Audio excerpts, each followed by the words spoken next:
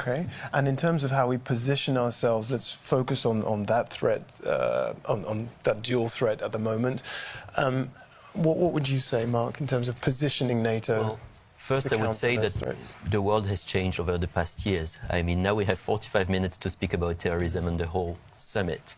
A few years back, it would have been almost the whole summit dedicated to terrorism. So basically, we shifted from a strategic cycle that was named the Global War on Terror to another strategic cycle dedicated to strategic competition and linked, of course, to the threats on the eastern flank to Russia.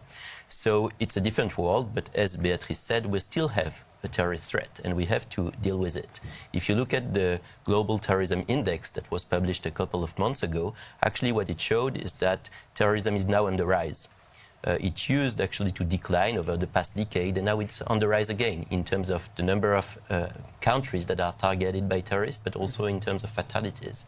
If you look at regions like the Sahel, it's clear that the dynamics of violence are amazing. And what do you put down the rise to? Well, there are a number of factors. First, the jihadist threat has never disappeared, and the ideology was still here, and there are numerous conflicts where these groups, whether linked to ISIS or linked to al-Qaeda, are still very much present and even rising.